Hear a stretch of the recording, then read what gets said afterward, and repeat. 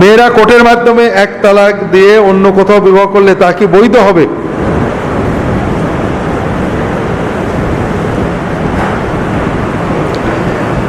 কোর্টের মাধ্যমে তালাক এটা জটিল বিষয়। যদি কাবিনে, কোর্টের মাধ্যমে দুইভাবে তালাক দেওয়া যায়।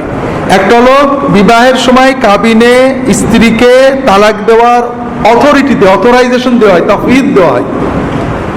এই ক্ষমতা স্বামী যদি দেয় কোনো শর্ত শারায়েত সহ বা ওপেনলি, স্বামীর দেওয়া শর্ত অনুযায়ী স্ত্রী নিজেকে নিজে তালাক দিতে পারবেন। এই ক্ষেত্রে কোর্টের থেকে তিনি বলতে পারবেন আমার কাবিনের শর্ত অনুযায়ী আমি নিজেকে তালাক দিয়ে বিচ্ছিন্ন করে নিলাম। আর তালাক সবসময় এক তালাক দেবেন। 3 তালাক দিলে গুনাহ হয়, হারাম হয়, হক নষ্ট হয়, আর ব্যাক করার পর থাকে না। এক তালাক দেওয়ার পরে ইদ্যত পালন হলে সেই মহিলা অন্যত্র বিয়ে করতে পারেন, বাইন হয়ে গেল।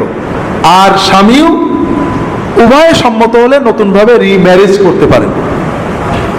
আর যদি কাবিনে স্ত্রীকে অথরাইজেশন দেওয়া না থাকে, সেক্ষেত্রে কোর্টের মাধ্যমে, কেসের মাধ্যমে তালাক হতে পারে। অর্থাৎ মানে পারিবারিক আদালত বলা হয়। আপনি, এটা শরিয়া সম্মত, শরিয়া নির্দেশিত, আপনি স্বামীকে যে কাজীকে, বিচারককে, ম্যাজিস্ট্রেটকে বলবেন আমার স্বামী আমার হক আদায় করে না, তখন ম্যাজিস্ট্রেট স্বামীকে তলব করবেন, স্বামীকে, তার সাথে শুনানি হবে। যদি প্রমাণিত হয় স্বামী তার হক আদায় করেন না, ম্যাজিস্ট্রেট তখন বিবাহ বিচ্ছেদ করে দেবেন। ফাস্ক বলা হয়, বিবাহ বিচ্ছিন্ন, এটাও তালাক হয়ে যাবে।